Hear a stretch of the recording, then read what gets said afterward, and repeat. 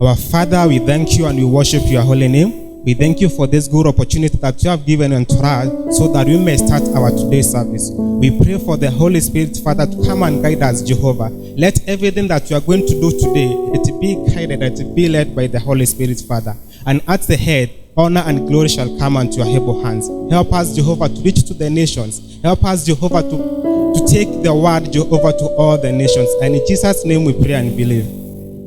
Bwana asifiwe. So our service will be coming to you every Sunday, starting from 9 a.m. to 10 p.m. kutoka hapa Royal High Priest. So for all the support to the program and for our church members, tunatuma our offerings to our church number, which is 0746 844 098 0746 844 098. And to the ones that said in tithe and first fruit, tunatumia to our spiritual father, Reverend Andy Geduka, through his number 0720 257550 0720 257550, na mtabarikiwa. Sasa ni kuanza, so we'll welcome our praise and worship team ili tuanze kuanza. Karibuni. Haleluya. Bwana asifiwe kanisa. Amen. Bwana asifiwe walio nyumbani. Amen. Tunawapenda kwa upendo wa Yesu Kristo. And to be honest, we've missed you wenye mko nyumbani, lakini Bwana anawapenda zaidi. We thank God for you and we thank God for ourselves because he has done miracles upon our lives. It has taken his hand for us to be where we are right now. We are going to worship him for his goodness and his grace upon our lives. Na Bwana asifiwe sana. Amen. Lord, we worship your holy name. We exalt you, King of all glory. Hakuna Mungu aliye kama wewe, mfalme wa falme. Wema na fadhili zako ni za milele. Hallelujah. Hallelujah. We worship you, we worship you. Tunasema heli, fadhili zako maana ni za milele, Mungu wa Israeli. Jesus, we worship you. Heri, heshima na enzi yako, na enzi yako, na enzi yako. Heri, heshima na enzi yako sasa na milele. Lord, we worship your holy name, Jesus. We exalt you, King of all glory. Jesus. We bless you, Lord Jesus, for your word. Jesus. You're worthy to worship, everlasting Father. Worthy to be magnified, Jehovah Jireh. Worthy to be uplifted above all. There is none like you, Jesus. None like you, Jesus. Jesus. There is none like you, Holy Spirit of God. In the name of Jesus Christ. Heri, heshima na enzi yako, na enzi yako, na enzi yako. Heri, heshima na enzi yako sasa na milele. Heri, heshima.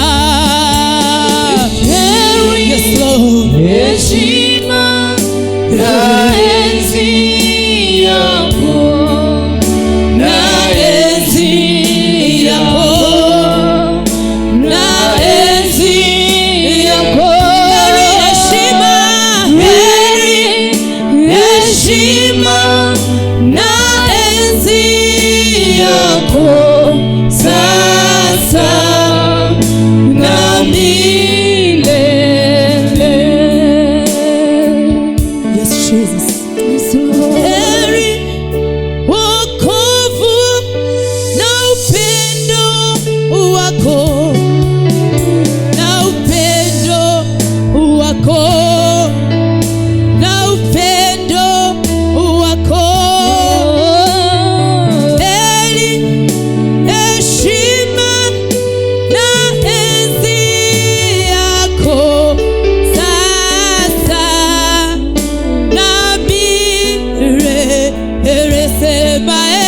heshima, heshima na enzi yako, na enzi yako, na enzi yako. Heshima na enzi yako sasa na milele. Heri upendo wako mfalme wa falme, heri baraka zako maana ni za milele, Mungu wa Israeli. Heri utukufu wako juu ya maisha yetu, heri nguvu zako Baba wa mbinguni, heri uwepo wako ndani yetu, mtakatifu wa takatifu. Heri neno lako ambalo ni la ajabu, mfalme wa falme. We worship you, we worship you, we worship your holy name and we exalt you, King of glory. Tunakuabudu maana unastahili, Mungu wetu. Tunasema heri uwepo wako juu yetu, heri baraka zako mfalme wa falme, heri wokovu wako wa milele, heri nguvu zako juu ya maisha yetu, heri neno lako juu yetu mfalme, heri wokovu na upendo wako wa ajabu. We worship you, King of glory. Heri heshima na nguvu zako, na nguvu zako, na nguvu zako. Heri heshima na nguvu zako sasa na milele. Ndio tumesema mfalme wa falme, heri heshima na nguvu zako juu ya maisha yetu, heri uwepo wako, heri uwepo wa Roho wako Mtakatifu, heri uwepo wako Mwana wa Mungu. We worship you, King of glory.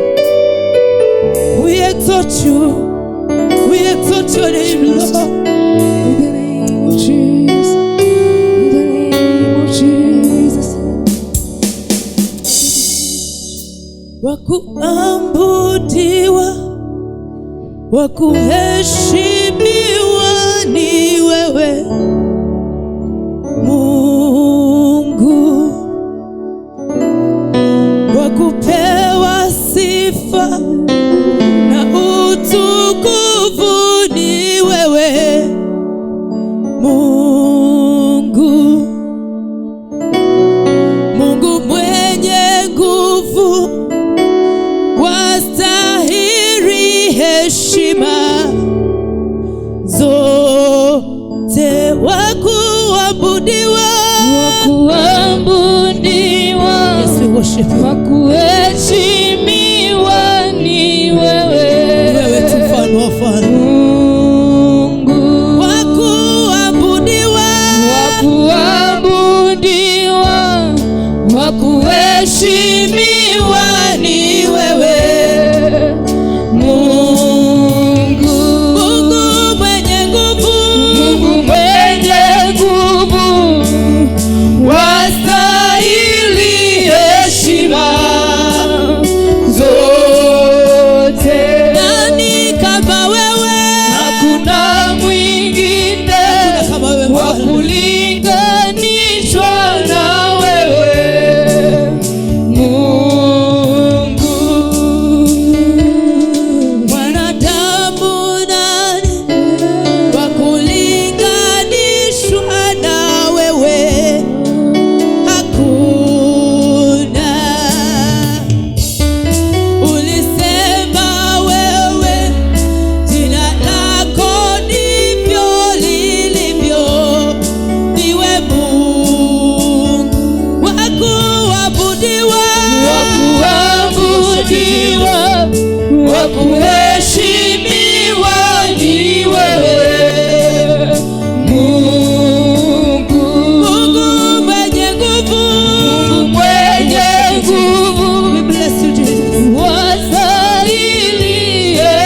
heshima zote.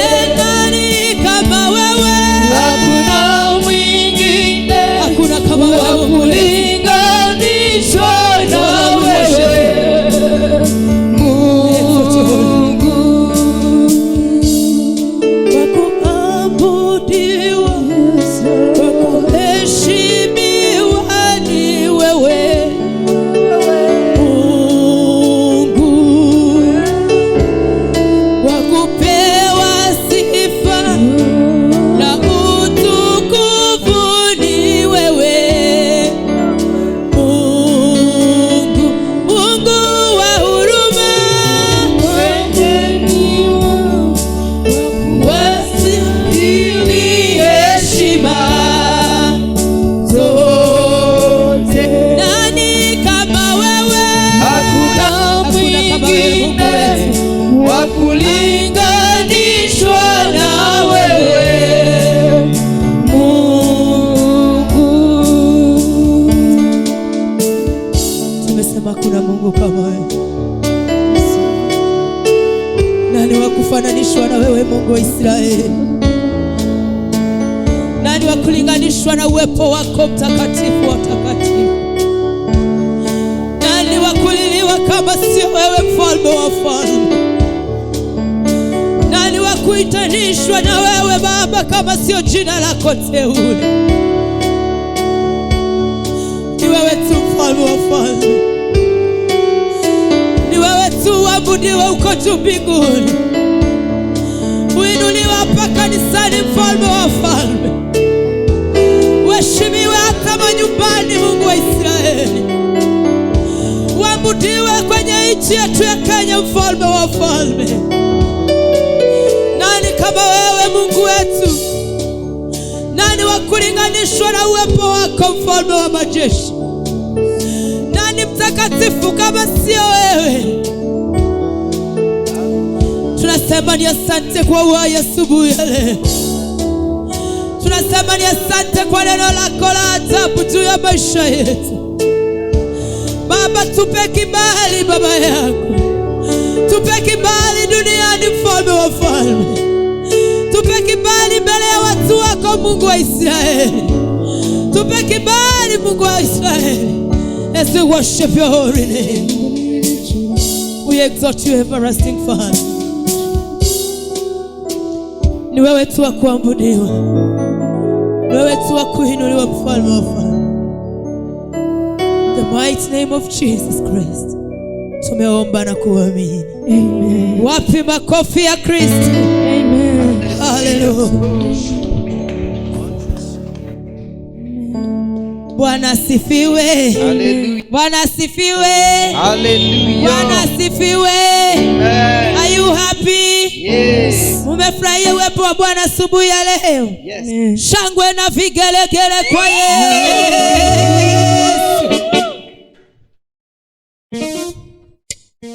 Hallelujah.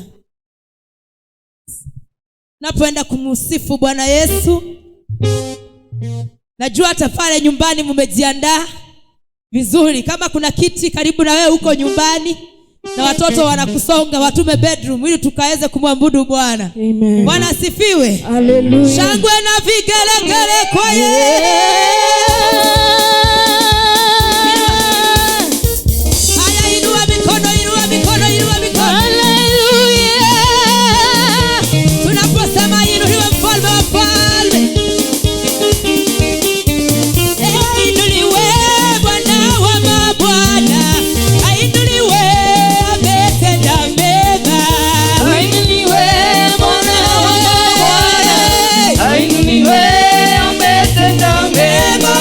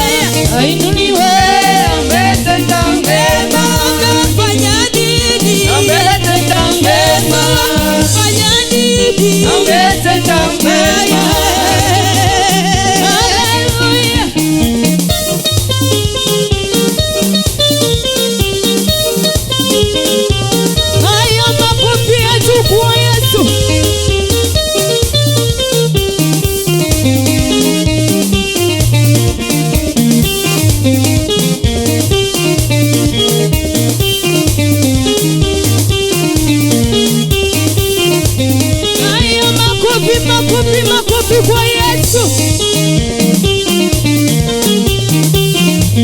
Aya, cheza muziki wa Yesu. Aya.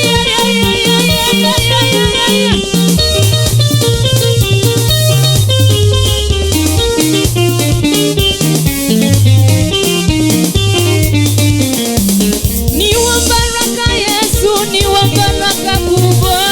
Baraka Yesu, ni wa baraka kubwa. Ni wa baraka Yesu, ni wa baraka kubwa. Baraka Yesu, ni wa baraka maishani, ni wa baraka kubwa. Baraka Yesu, ni wa baraka Baba, ni wa baraka kubwa. Baraka Yesu, ni wa baraka Mesia, ni wa baraka kubwa. Baraka Yesu, ni wa baraka Baba, ni wa baraka kubwa. Baraka Yesu, ni wa neema Yesu, ni wa neema kubwa. Ni wa neema Baba, ni wa neema kubwa. Aya, kama ni wa neema, piga makofi yetu kwa Yesu. Haleluya, haleluya, ruka kwa Yesu. Aya.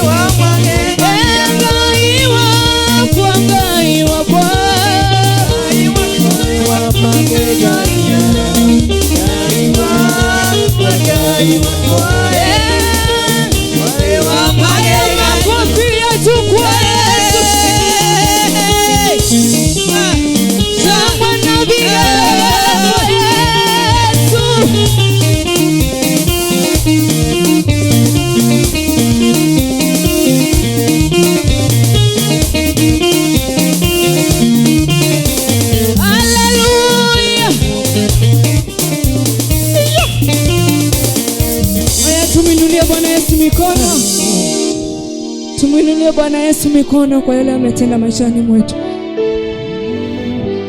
Yes, kila siku na kila wakati na kila saa amekuwa mwaminifu maishani mwetu. We thank you Jesus for your doing it in our lives. We thank you King of Mercy for all you have done in our lives, oh God. Asante Bwana kwa uaminifu wako kwetu. Kila siku Bwana umekuwa mwaminifu. Kila wakati Bwana umekuwa mwaminifu. Kama ingekuwa ni wewe Bwana tungekuwa jinsi tulivyo. Kila siku, kila saa umwaminifu Bwana. Kila siku, kila saa umwaminifu Bwana. Kila siku, kila siku, kila saa Bwana mwaminifu Bwana. Kila siku, kila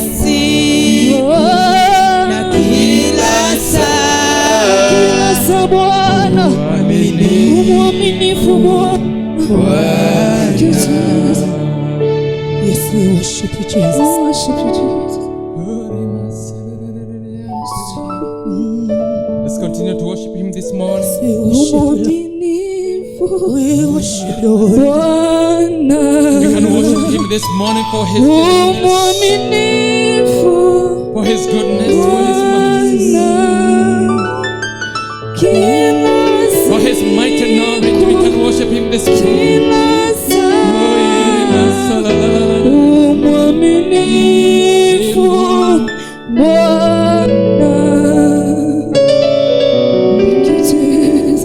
Precious Father, Lord, in Jesus' name. We thank you, we bless your mighty name, Lord, this morning.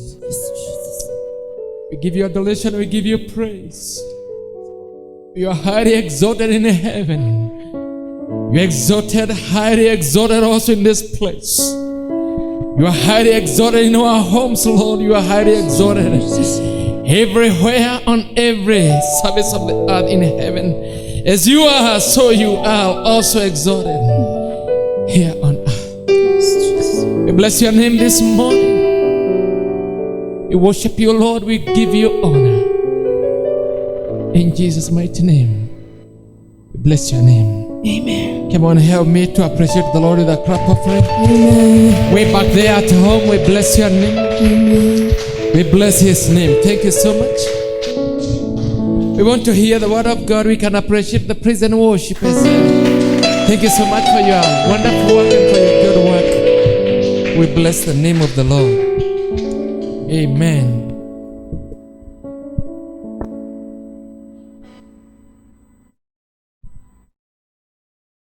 Thank you so much.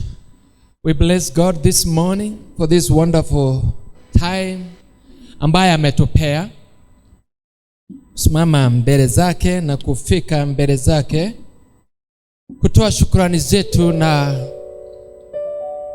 kumwabudu. We want to hear the word of God shortly but powerfully to the glory of God. You can have your seats.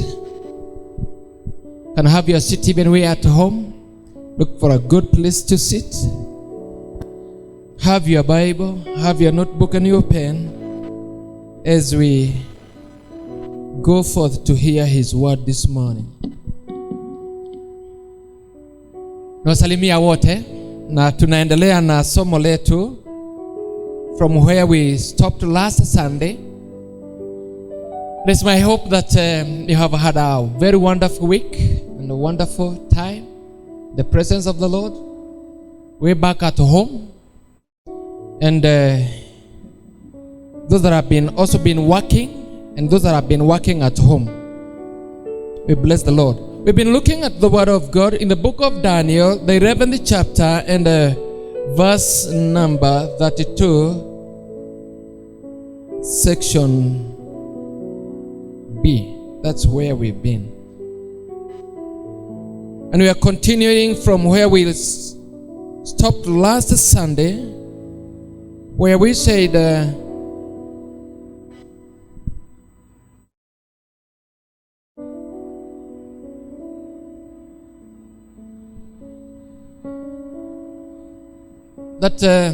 we know this verse. Wengi wetu tunajua mahali hii verse iko.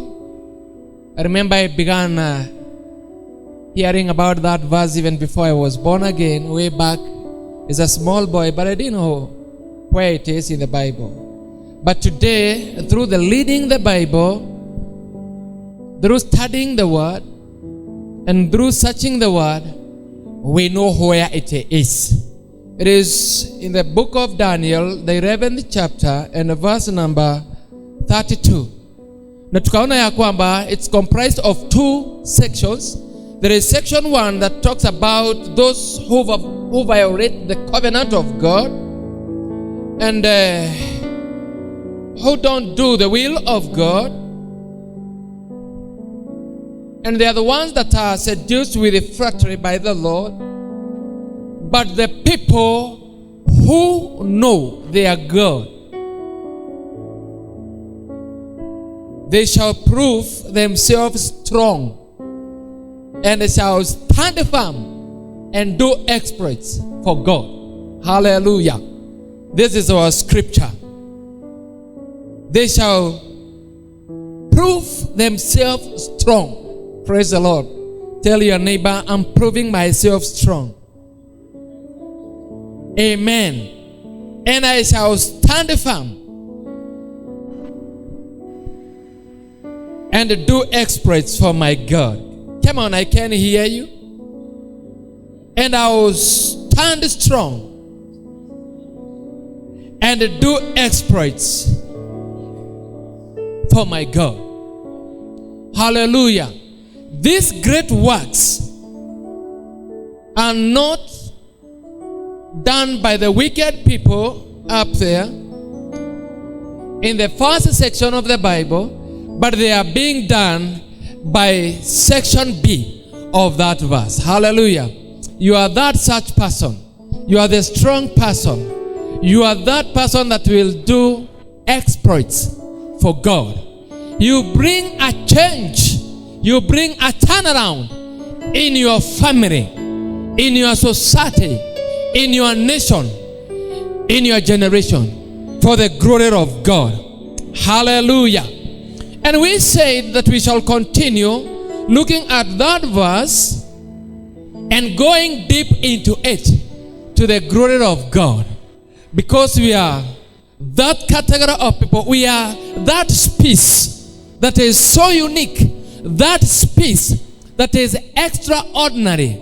The species that's outstanding and strong, influential. Hallelujah.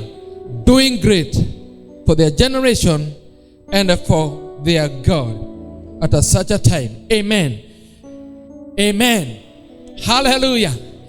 Na tukasema we are going to look at a certain word today that is in that verse of the Bible. And the word is no. Hallelujah. No. So our message today entitled The Higher Knowledge. The Higher Knowledge. Hallelujah. Amen. Amen. So from that word no, as I studied my Bible within the week, in the course of time, I have seen that that word is a Hebrew word, Yoda. Amen. And it means knowledge or understanding, acknowledgement, acquaintance, declare. In other words, that verse can lead, but the people who declare their God shall prove themselves strong and shall stand firm and do exploits. Hallelujah. If you do a substitution of that word, then it would lead. But the people who are acquainted with their God shall prove themselves strong and shall stand firm and do exploits for God. Hallelujah. Or it can also lead, but the people who understand their God shall prove themselves strong and shall do great exploits for their God. Amen. Hallelujah. There we go. And so that word, know or knowledge, have got about 4 meanings in different levels as we study that verse and we study in the Bible. And I have seen that in the New Testament, that word have been used about 20 times. Amen. It has been used 20 times. Knowledge in the New Testament 20 times. Wakati ambapo tunafikiria neno kama hilo, tunaweza tukaona ni kama liko kila mahali popote katika Biblia. But this is not the case. The case study shows that that word knowledge have been used 20 times in the Bible. Think about it. Amen. And 15 times that word knowledge have been used by Apostle Paul only, not any other. Praise the Lord. Hallelujah. And 4 times in one epistle of Peter, he have used it 4 times. Think about it. In the first epistle of Peter, he have not used that word. It's not there. But in the second epistle, barua ya pili ya Petero akiwaandikia makanisa, ameitumia mara 4. In the book of Hebrew, it has been used 1. Praise the Lord. It talks about the divine knowledge of God. Amen. It's a higher knowledge the divine knowledge of God. And so, as we look into this, we come to understand that knowledge can be classified in 4 categories. 1, the general knowledge. Mambo tu ya kawaida. Just need some general knowledge to know about that. Amen. That's level number 1. We've got level number 2, what we can call the sense knowledge. Amen. Hallelujah. What can you tell me when you hear this sound? What comes to your mind? Is it normal? Something that links into your mind? There is something that you know about that voice or that sound. Hallelujah. It's associated with our mobile phones. There is a message that has come into your phone. Hallelujah. Other people use some music. When you hear your phone ringing or singing a certain song, then you know that a certain message has come into your phone. Hallelujah. True or false? Or the phone is calling, somebody is calling. You just know somebody wants to speak to you. Amen. That's a certain knowledge on senses. You are walking along the way, you are passing the streets like the wonder streets of a highway estate. A certain smell that you get makes you know that in that house kuna chomwa nyama. Praise the Lord. Ama kuna mchuzi, kuna chakula tamu ambacho kinaandaliwa pale. Pengine wako na kalamu ya birthday ama sherehe fulani. Bwana amefanya jambo kuu katika hilo nyumba na wanasherekea. Amen. You just know through senses. Hallelujah. Your smell tells you something good. Or you get into a home. Amen. Na pengine wameona unakuja pale. They get what they were cooking and then they hide it. Is it common? Hallelujah. To those people that are very mean. But to the generous people, it is okay. Amen. But to the mean people, oh, chapo, my God. Nyama, my God. They are kept under the bed. Lakini ukiingia pale, the smell will tell you something sweet was being cooked in this house. There were some chapos that were going. Amen. Remember, you are not told by anybody. Were you? No.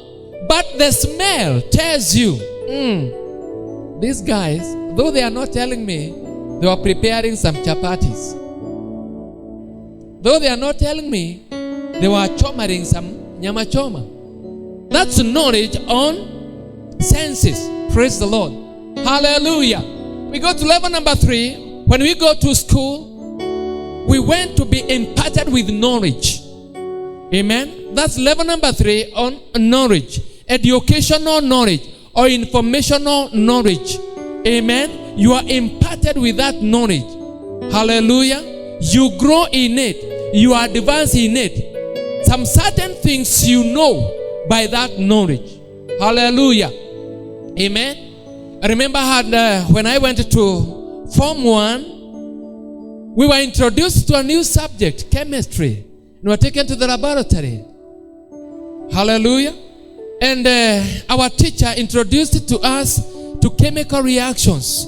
We could do some experiments here and there, biology, some experiments here and there, physics, some experiments here and there. We were imparted with knowledge of science. Hallelujah. And we acquired scientific knowledge. Amen. Amen. That's another level. I don't want to dwell there so much. We have level number 3, the higher knowledge. The higher knowledge talks about some knowledge that is higher than the ordinary knowledge, that's the general knowledge, the essential knowledge, and the educational knowledge. It's called the higher knowledge, the divine knowledge, the knowledge of God. It is supreme. It talks and it informs more than what we know. Praise the Lord. Hallelujah. Because some of the first three knowledges are limited at a certain time. Amen. They become limited. And it's only the higher knowledge that can help us to explain some situations and some issues why they did not respond according to the required standards. They go beyond. Hallelujah. The general knowledge cannot explain that. The sensual knowledge cannot explain that. The educational or the scientific knowledge cannot explain that. Cannot give an answer. Cannot give a solution. But when we come to that point, we get a higher knowledge that gives now the answer and the solution to the problem, to the issue. And the society or the nation gets to the next level. Hallelujah. They get an answer. They get a solution. They move ahead. Praise the Lord. We are talking about the higher knowledge, the knowledge of God. Amen. And on that note, this is the knowledge that was in this, or that is in these people that know their God. Hallelujah. Tell your neighbor, this is the knowledge that is in operation in you. Praise the Lord. Hallelujah. It is working in you. Amen. So we have the general knowledge. It helps us. We have the essential knowledge. It helps us. We have the educational knowledge. It helps us. Amen. But when the limits are limited, then we get to the next level, the higher knowledge. The knowledge of God. Praise the Lord. Hallelujah. And no wonder you get the apostles. They are talking about this knowledge. The four knowledges, the four knowledge levels of God. Praise the Lord. Hallelujah. I'll dwell more precisely on the higher knowledge and on two knowledges. Praise the Lord. The scientific knowledge, the Greek word is gnosis. It talks about the scientific knowledge. Amen. But I want to dwell today more on the higher knowledge, where we have the Greek word for that word is gnosko. Gnosko. It talks about the revelational knowledge. Hallelujah. In the book of Ephesians, the first chapter, I guess, chapter number 1 and verse number 17, if I'm not wrong. Amen. Paul talks about this to the church of Efeso. Bwana asifiwe sana. Hallelujah. Remember, this was a prayer that Paul is making to this church, and he is in the prison. Scholars call them the prison epistles. Hallelujah. They are classified in another category, the prison epistles. That is the book of Ephesians, Colossians, Philippians. Those are the three books of prison epistles. In regard to the pastoral epistles, the letter of Peter, the letter of John, amen, Hebrews and the rest. Praise the Lord. And he talks about gnosko, which is the revelational knowledge. In his prayer, he prays, I cease not to pray for you, that you, through the knowledge of God, through the revelational knowledge, the revelational spirit, that you may understand. Praise the Lord. This is his prayer. Amen. In the divine knowledge of God, that people, through the revelational knowledge, they may know the power of his calling. The power of his calling. The inheritance. The glory of the inheritance that they have been called to. Praise the Lord. They may only understand that through revelational knowledge. That's what we are calling gnosko. Hallelujah. Praise the Lord. Praise the Lord. And then we have the epignosis, which is the other one. Praise the Lord. On the higher knowledge. And in this one, it is the exact knowledge that is gained by hand relationship between the knower and the known. Praise the Lord. Hallelujah. Get to understand this. Look at it. Why I have said we are going to study on that is because wakati ambapo tunatazama neno katika lugha la Kiswahili ama lugha ya Kimombo, it only talks about knowledge. We'll not be able to know what kind of a knowledge is this. Is it the general knowledge? Is it the essential knowledge? Is it the scientific knowledge? Or is it the higher knowledge? Amen. When we go now deeper into the Hebrew language and the Greek language into which the Bible was written in the Old Testament and the New Testament, then we get more deeper into understanding the calling of God and the meaning of these words. They give us more revelation and more understanding. Praise the Lord. And this is the knowledge that these men of God, like Daniel and the others, had. They didn't have the general knowledge. Though they had the general knowledge, they had a knowledge that is higher than that enabled them to be strong at times of crisis and not to waver or change whatsoever. When a crisis comes, they would still stand still, and God would show himself strong, and God would work in them, and they would end up going through whatever they were going, and on the other hand, they come out with a miracle. Praise the Lord. Hallelujah. They had a higher knowledge. And this is the knowledge that we have been called to dwell in the New Testament and at such a dispensation type in our generation. Glory to God. Hallelujah. Amen. Amen. The people who know their God shall prove themselves strong. Hallelujah. They are the ones that will prove themselves strong. Amen. Not God will prove them strong, but themselves will prove themselves strong in God. Hallelujah. And they shall do great exploits. On this extent, amen, I see that they choose to suffer rather than to fall in sin and to come out with great exploits. Praise the Lord. Hallelujah. They choose not to conform with the status that is on the ground, but they stand on the status that they know. And they trust on God that they know. And finally, they come out strong. Praise the Lord. Hallelujah. Amen. So it is on an individual level. Bwana asifiwe.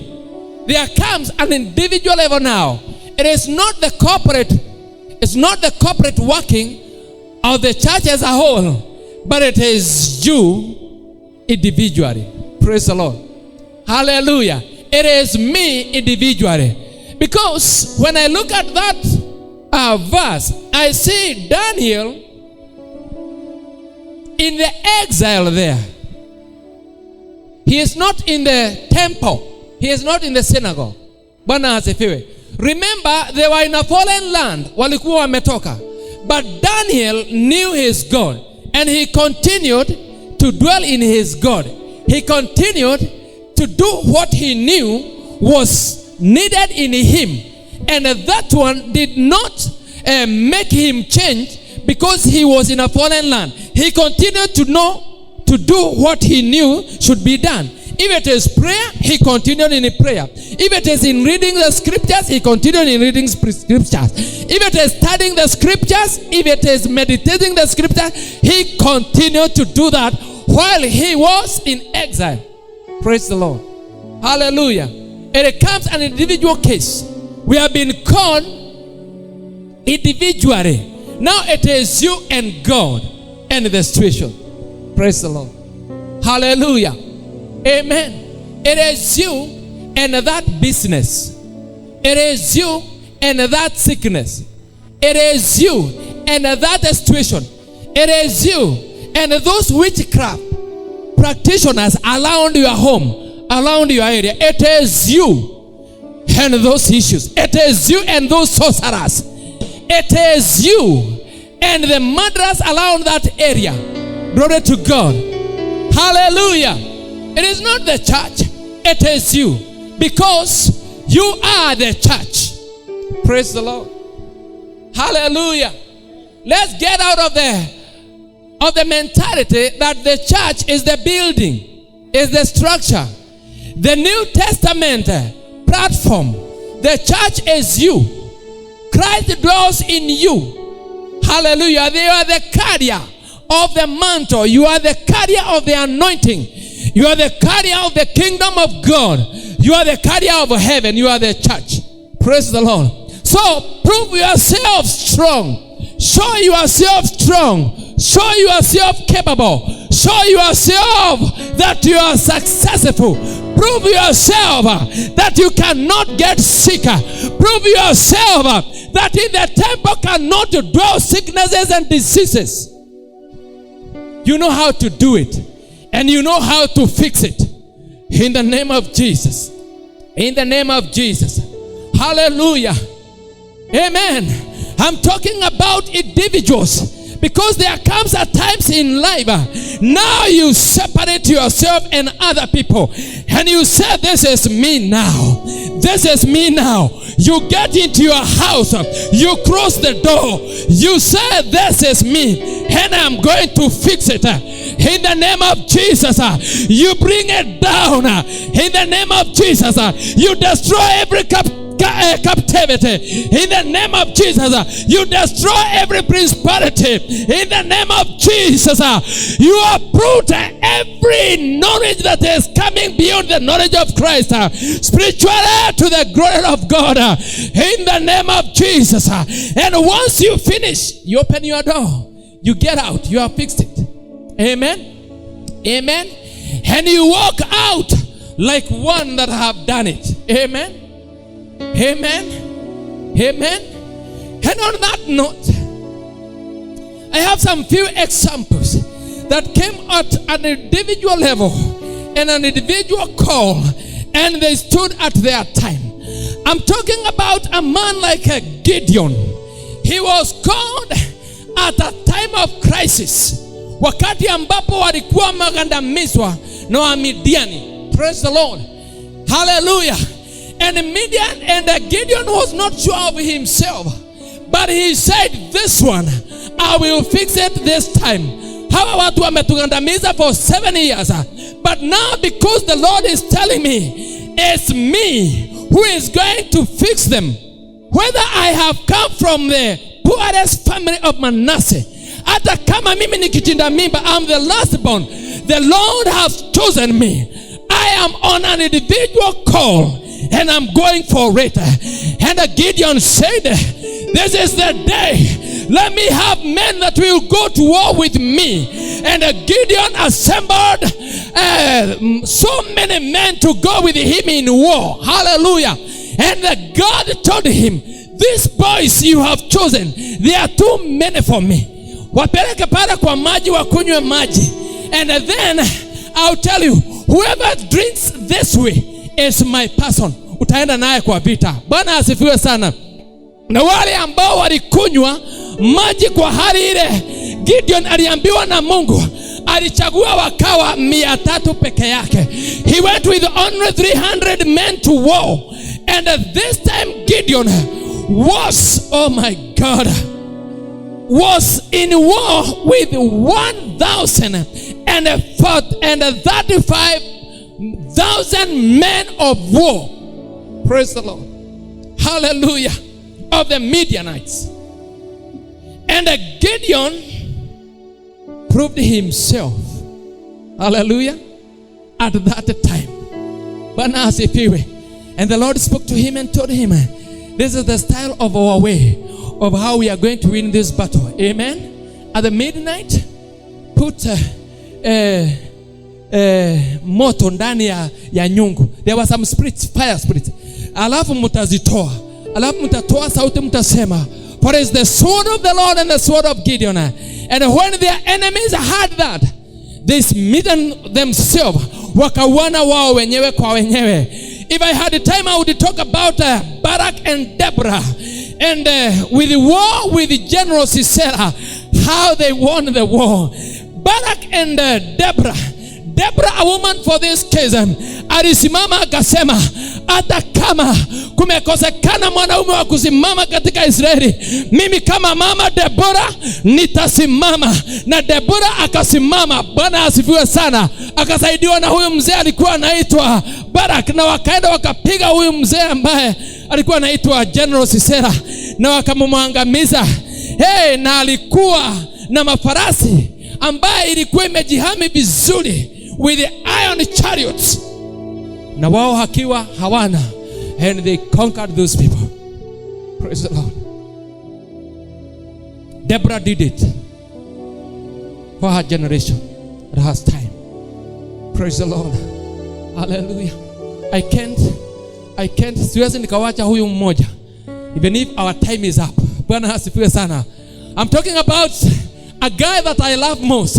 His name is Samson. Most people have preached against Samson and the character of Samson, but there is the good side of Samson that I love to preach upon. The anointing of God that was upon Samson. Samson knew his God, and he said at one given time, I'm going to prove my God. I'm going to prove myself and show myself strong and work on these Philistines. I'm going to crush them. These uncircumcised Philistines, I am going to show myself strong. Hallelujah. And Samson, the man of God, anointed of God, and the spirit of knowledge coming upon him at such a time, the spirit of might coming upon him at such a time.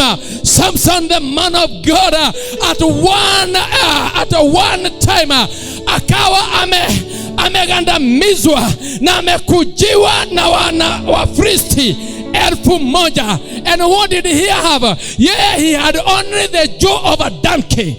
Only a jaw of a donkey. And he told the men, I am going to square you like nobody's business. And Samson stood himself strong, and he crushed 1,000 men with a jaw of a donkey.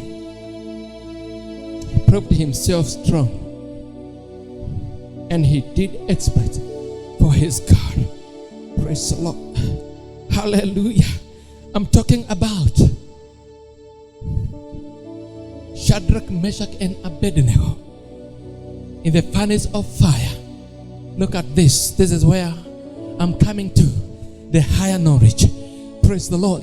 Kumesemekana ya kwamba no any other God that will be worshipped. Na kukawekwa sanamu, a stupid sanamu ilikuwa hapo waiabudu. Lakini Shadrach, Meshach na Abednego wakasema, we know our God. We are not going to bow to that stupid silly thing. We are not going to worship that stupid thing. We are going to worship the living God. Na wakati ambapo ilisikika hivyo, wakashikwa na ile habari ikapelekwa kwa mfalme, na kulingana na mfalme akasema, wacheni tuonyeshe hawa vijana ya kwamba sisi ndio tuko na utawala hapa. Wacha wajue ya kwamba wakati mfalme amesema jambo halifai kukeukwa, haiwezi kubadilishwa, na hakuna mtu ambaye anafaa kukataa kuitikia sauti ya mfalme. Hallelujah. Shadrach, Meshach na Abednego wakaulizwa, sasa mnaenda kuwekwa kwa moto sababu mmekataa kuabudu hii sanamu. Akasema it's okay, turushwe. Na wakarushwa. Amen. Amen. Na wakaongeze, mfalme akasema waongezewe ile moto iongezwe mara 7. Na ikaongezwa.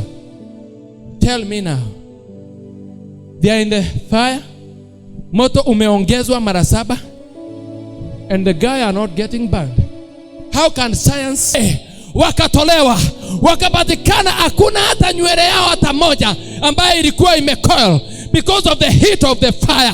Leave alone that manguo ambayo walikuwa wameingia naye, hakuna hata moja ilikuwa imechomeka ama ikakunjika. Yote ilikuwa imepigwa pasi vizuri vile walivyoingia. Hallelujah. And their skin, how can you explain to me why they did not get burnt? Wakati ambapo walitolewa, basi mfalme akasema, huyu Mungu wa hawa vijana Shadrach, Meshach na Abednego, toani hii kitu sasa. Huyu ndiye sasa atakuwa anaabudiwa, na hawa sasa watakuwa pia watapewa cheo katika serikali. That's the higher knowledge. They knew their God. Hallelujah. They would not do an exchange for their God.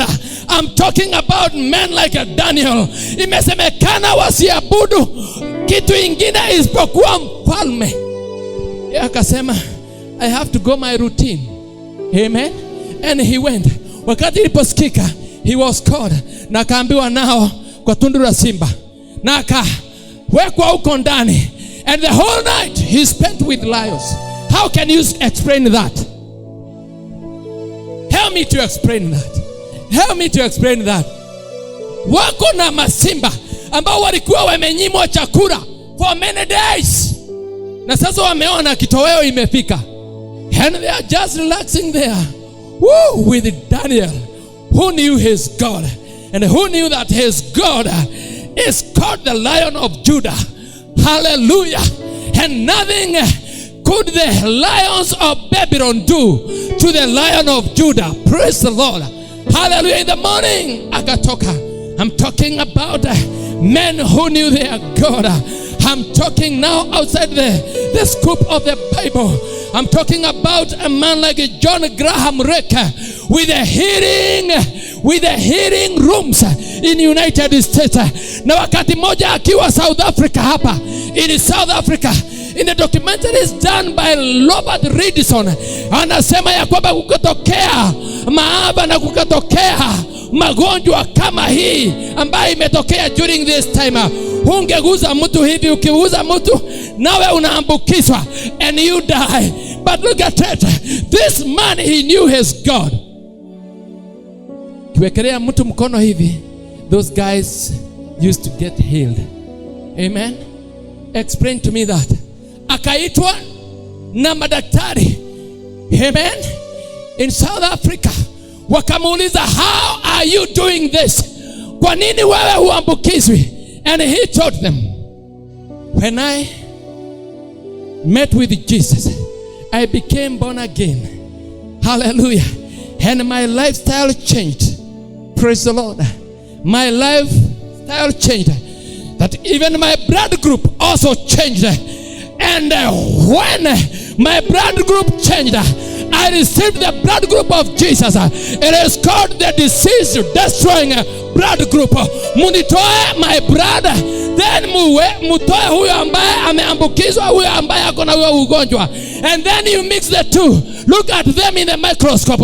See what will happen. The rest of the details are with the greatest physician. Mumuulize, mimi aliniambia nikipata wale wagonjwa niwawekelee mikono, nikipata wale wagonjwa niwapee my handkerchiefs, zikifika kwa miili yao watapona. Go and ask him. Hallelujah.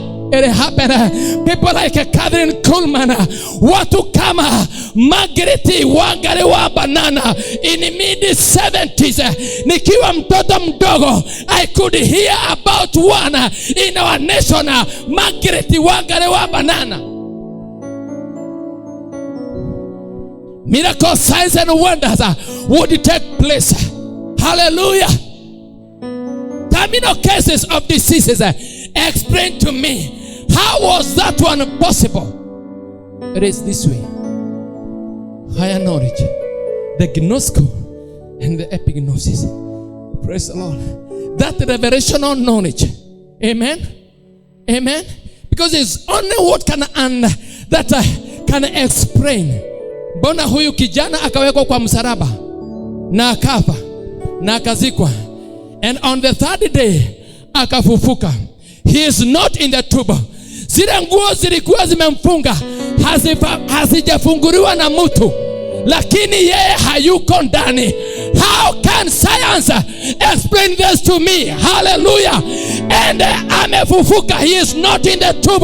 He is out of the tomb. And for 40 days akajionyesha. He showed himself. Hakuwa anajificha. He was showing himself. Tell me, explain to me. It's a higher knowledge. It's gnosko. It's epignosis. Hallelujah. When the Noah knows now and enters into some higher knowledge of understanding the unknown. Praise the Lord. Hallelujah. And after his mission, akona wanafunzi wake. He is blessing them and speaking to them. And then he began now raising on the air, going against the gravity and ascending to heaven, not as supersonic speed, akiwa tu kwa utaratibu. It's a higher knowledge.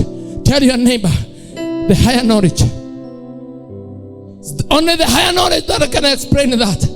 It's the revelational knowledge of understanding of God that can explain that. Hallelujah. Hallelujah. We've been taught to that. Let me finish with one verse in the book of New Testament. Woo, glory to God. This is hot. I can't understand. Praise the Lord. But now I understand the higher knowledge. The song. How can a song, mtu anasikiza tu message, a song have been barren for many years, anasikia wimbo wa kahe, anasikia a song, and then huyu mtu anapata miracle. How can you explain that? The higher knowledge brings explanation to that. You've been called to a higher knowledge. Amen. Whew. Let's go to one of the prison epistles of Colossians, chapter number 3, as I finish. Wow. Can we read 3 verses only?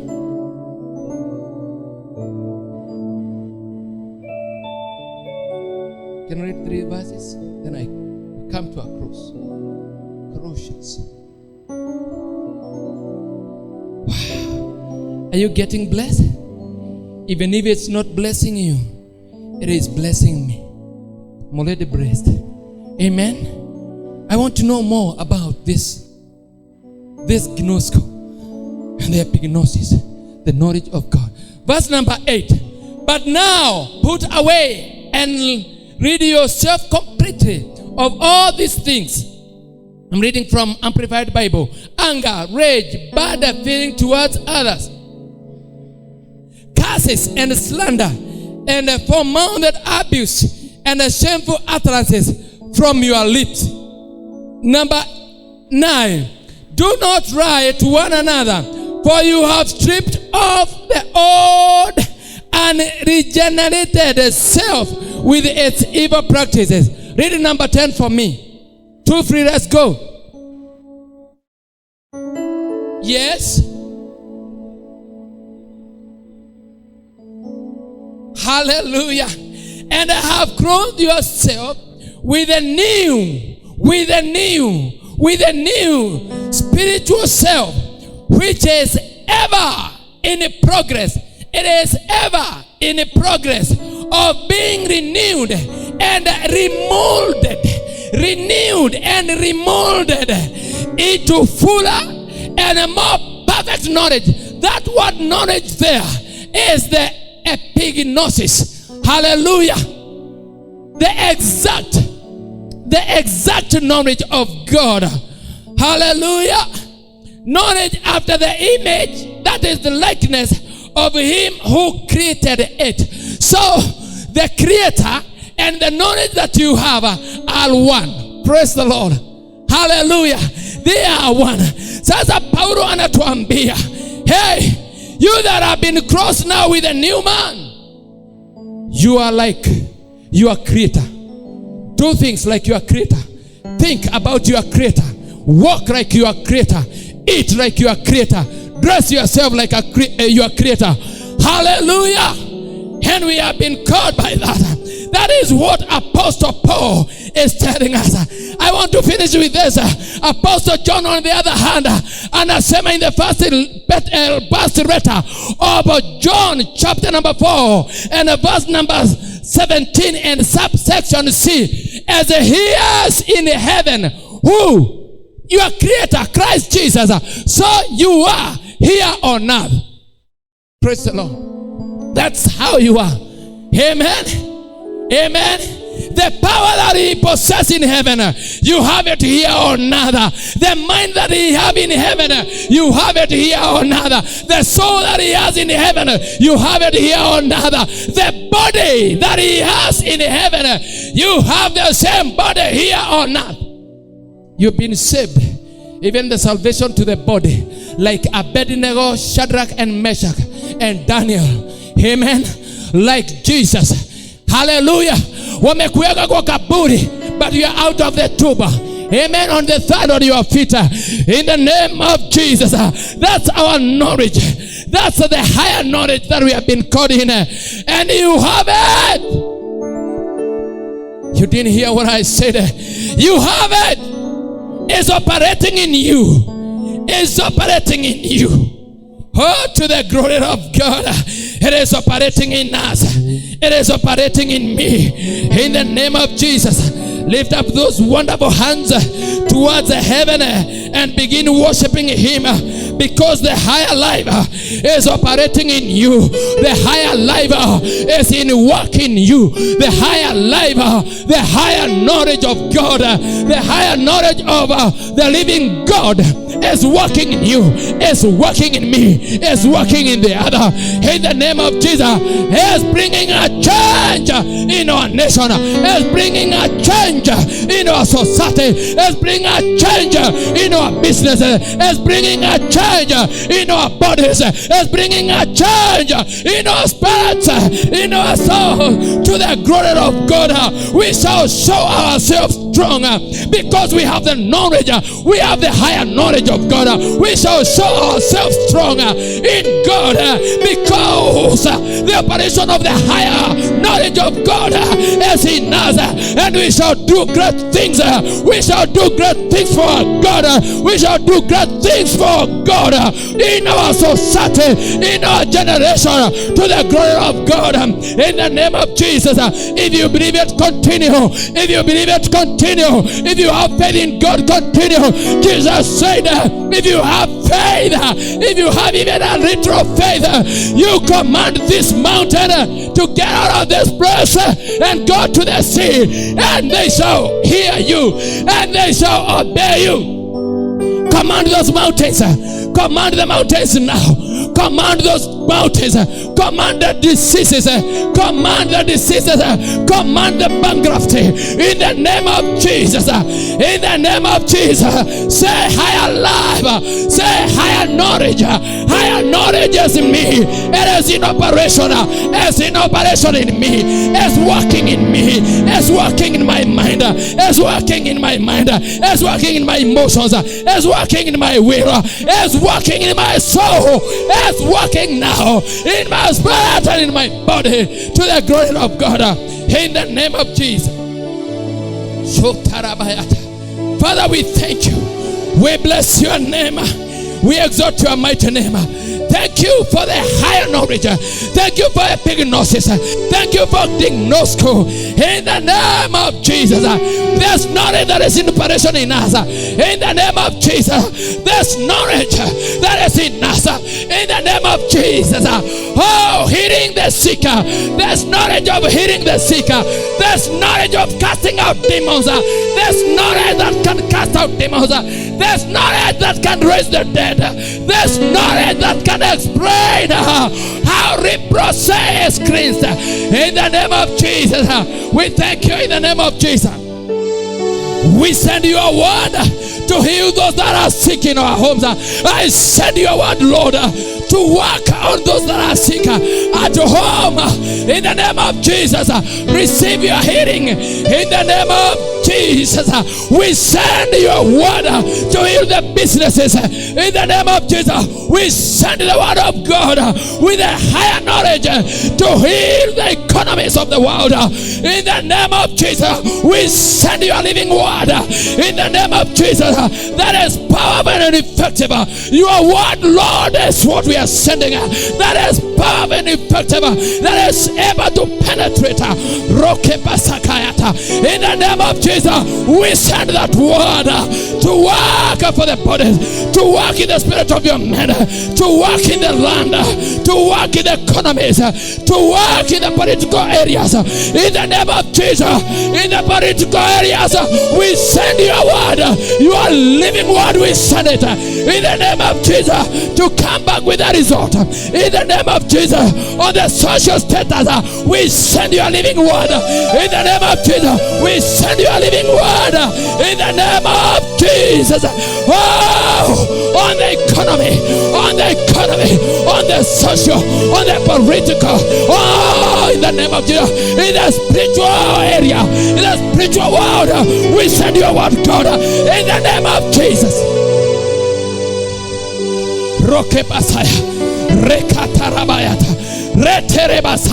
Your word, Lord, we send it. In the name of Jesus, may your word now operate. Hey, take an operation right now. In the name of Jesus, in those all areas, and come back with the result, and come back with the answers, and come back with the solutions, and come back with great answers, with great answers to every riddle that has puzzled this world. In the name of Jesus, we believe that all things are possible, and all things have bowed to your word. In Jesus' mighty name, we pray and we believe. Hallelujah. If you believe it, you can give Jesus a better clap, because the higher knowledge is in you. Hallelujah. The higher knowledge is working in you. Hallelujah. It is in operation. Point it to your neighbor, tell them, this is all epignosis. This is all gnosko. Hallelujah. This is revelational knowledge. Amen. Tell the other one. Hallelujah. Amen. Amen. Science have told us during this corona time, you're not supposed to touch anybody. And you're not telling you to go touching people. Praise the Lord. But those that know their God, they will prove themselves strong, and they shall do great exploits. Hallelujah. To the glory of their God. If they cannot touch, then they have a witness. They are shadows. They are shadows. They are shadows. They are shadows. They are shadows. They are shadows. When they fall on the sick, when they fall on those that are with corona, when they are walking, their shadows will heal them. When they walk upon those that have cancer, they are shadows. They are shadows. We've got no business of touching you people. We are not going to touch you people, but we have got something better and sweeter. The higher knowledge is telling me that the knowledge of those that know their God, their shadows, woo, glory to God, their shadows will as well do exploits for God. Hey, Yamasaka Bayata. In the name of Jesus. In the name of Jesus. In the name of Jesus. I know it's happening. I know it is taking place. In the name of Jesus. For the Bible tells me, them that dwell under the shadow of the Almighty God, they have a refuge there.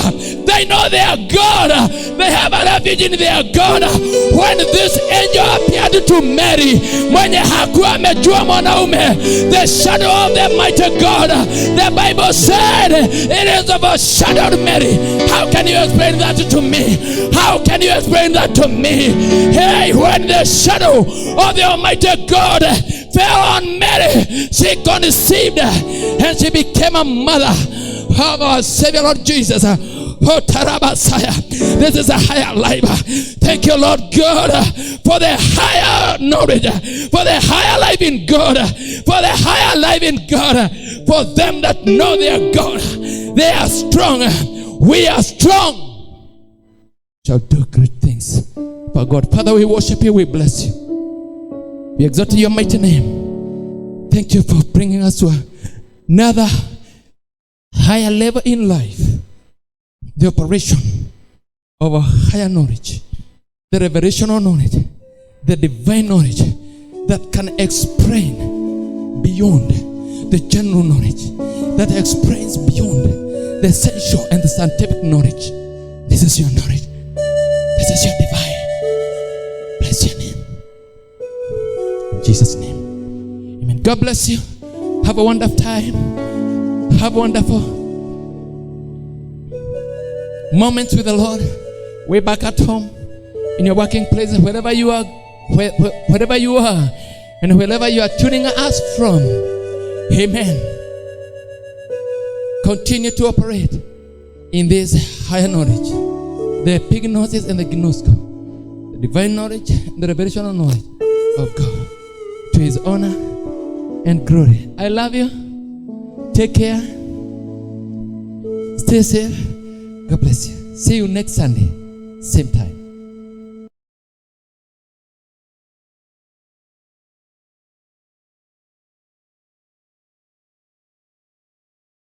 The 4th day, they see you outside.